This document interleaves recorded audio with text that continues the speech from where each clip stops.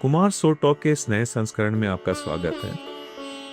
सुंदरकांड के हर एक घटनाक्रम का चित्रण जिस तरह से गोस्वामी तुलसीदास जी ने किया हुआ है, उसे आप अगर विश्लेषण करना चाहें, आज के शब्दों में कहना चाहें तो कम समय दे पाना थोड़ा मुश्किल हो जाता है।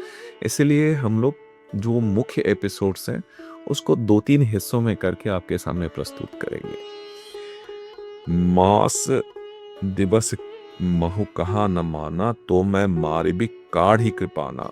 उन्होंने वहां जितनी राक्षसी थी उसको रावण ने कहा कि भाई सीता को डराइए, उसको समझाइए, और 1 महीने के अंदर इसने अगर मेरी बात नहीं मानी तो मैं इनका गर्दन काट करके अलग कर दूंगा।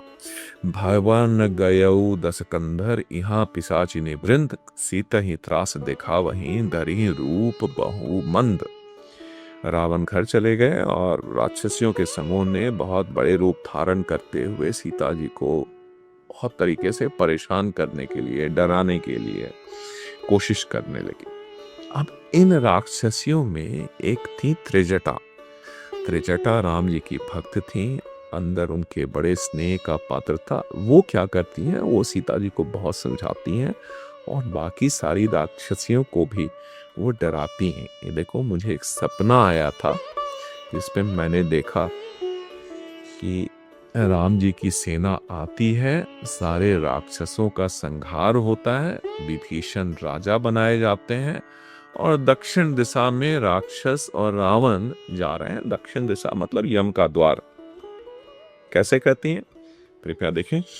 त्रिजटा नाम राक्षसी एका, रामचरण रति निपुण विवेका, सबनो बोली सुनाए सी सपना, सीतई सेई करहु हित अपना। बोले सीता जी की सेवा करो, यही तुम्हारा हित है। रावण के कहने में सीता जी को डराने की गलती ना करो। सपने बानर लंका जारी, जातु धान सेना सब मारी, खर आरूढ़ नयन 10 सीसा, मुंडित सिर खंडित भुज पीसा।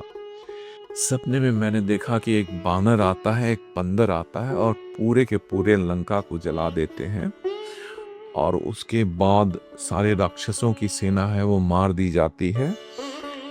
विभीषण लंकाधिपति बनते हैं और दशानन दक्षिण दिशा में जा रहे होते हैं। उनकी 20 भुजाएं काट ली जाती हैं, उनके सिर जो है मुड़ लिए गए हैं। यही विधि सो दक्षिण दिशि जाई, लंका मनहु विभीषण पाई। वही जो मैंने आपको बताया अभी। नगर फिरी रघुबीर दोहाई, तब प्रभु सीता बोली पठाई। नगर में श्री रामचंद्र जी आ जाते हैं और वो सीता जी को बुलाते हैं। यह सपना में कहहु पुकारी, होई सत्य दिए दंचारी, तासु बचन सुनी ते सब डरी, जनक सुता के चरण नहीं पड़ी। मैं यह बात निश्चय से कह सकती हूँ, इसीलिए तुम लोग अपना अपना हित देखो, और जिनको तुम डराने की कोशिश कर रही हो ये कौन है, इसके बारे में तुम्हें जानकारी नहीं है।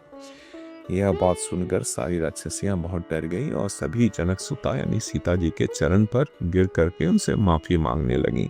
जह तक गई सकल तब सीता कर मन सोच, मास दिवन बीते मोही, मारी ही निसीचर पोच।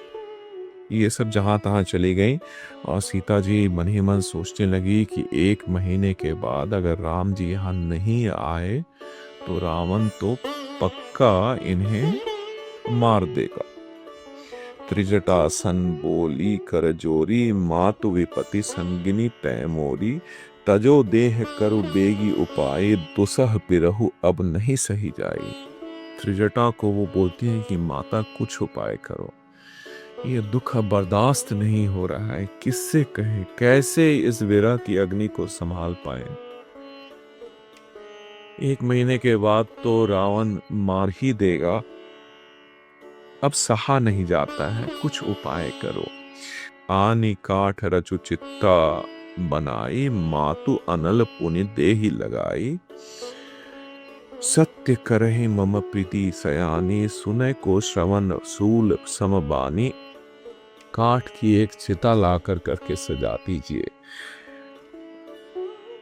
कुछ भी कीजिए, मुझे इस कष्ट से मुक्त कर दीजिए, किसी तरह हमको बचा लीजिए माता, कुछ तो कीजिए। सीता जी के वचन को, दुख भरे वचन को सुनकर त्रिजटा उन्हें बहुत समझाती हैं, उनके चरण को पकड़ती हैं, उन्हें समझाती हैं कि प्रभु का प्रताप, बल और सुयश बहुत है।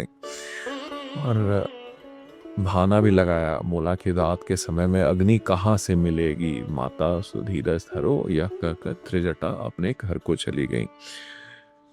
सुनत बचन पद गही सुमझाए, ऐसी प्रभु प्रताप बल सुजस सुनाए, ऐसी निशिनाथ अनल मिल सुनु सुकुमारी, अस कही सोज निज भवन सिधारी। कुल मिलाकर सीता जी की विरह वेदना, उनका दुख, उनका कष्ट बहुत असहनीय था।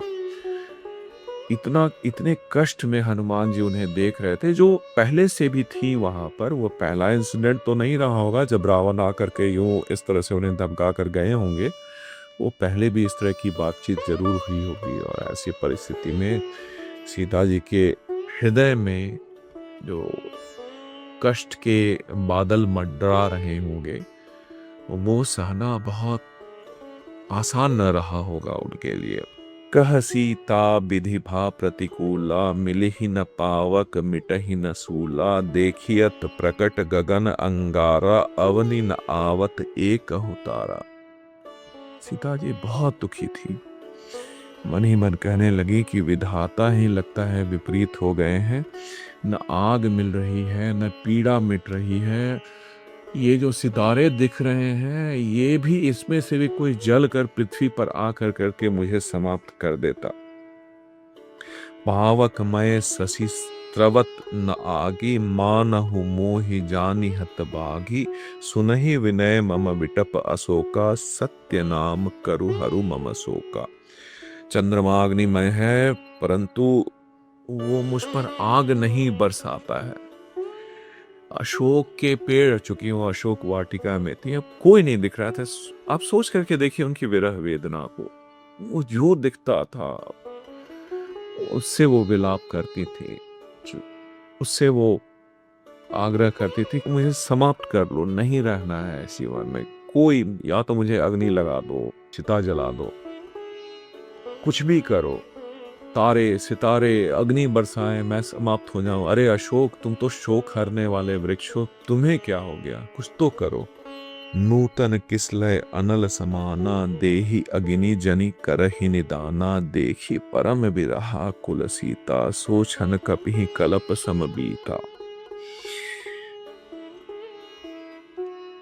सीता जी विलाप कर रही हैं, हे अशोक वृक्ष, तुम तो शोक हरने वाले होते हो। हे अग्नि, किसी तरह मुझे समाप्त कर दीजिए, ये कैसा जीवन है। अब ये सब देख करके, विरहाकुल सीता को देखकर हनुमान जी बड़े दुखी होते हैं, बहुत दुखी होते हैं। और वो देख कर करके वो समझ नहीं पा रहे हैं, उनका एक एक क्षण जो है ना, एक एक कल्प एक लंबे पीरियड के रूप में बीत रहा। करी करी हृदय विचार, दिन ही मुद्रिका डारी, तब जनु अशोक अंगार दिन, हरसी उठी कर कहिनु। बहुत सोच विचार कर कर करके उसी पेड़ पर वो जा करके बैठे और राम जी की अंगूठी, उनकी मुद्रिका, वो उन्होंने धीरे से नीचे गिराई, ताकि इस विरह वेदना में सीता जी को थोड़ा आशा का संचार होने लगे। ये अंश 5 था। आप सभी ने बड़े ध्यान से सुना, इसके लिए बहुत आभार आपका।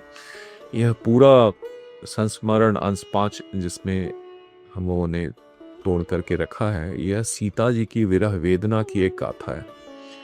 मन थोड़ा व्यथित होता है, लेकिन इसके अंतर्निहित प्रेम जो राम जी का सीता के प्रति और सीता जी का राम के प्रति था, उसका भी एक स्वरूप झलकता है। अगले संस्करण में राम जी के दूत हनुमान जी से सीता जी का मिलना, उनकी बातचीत, इसका हम विश्लेषण करेंगे। आभार आपका। इति कुमार अनुज।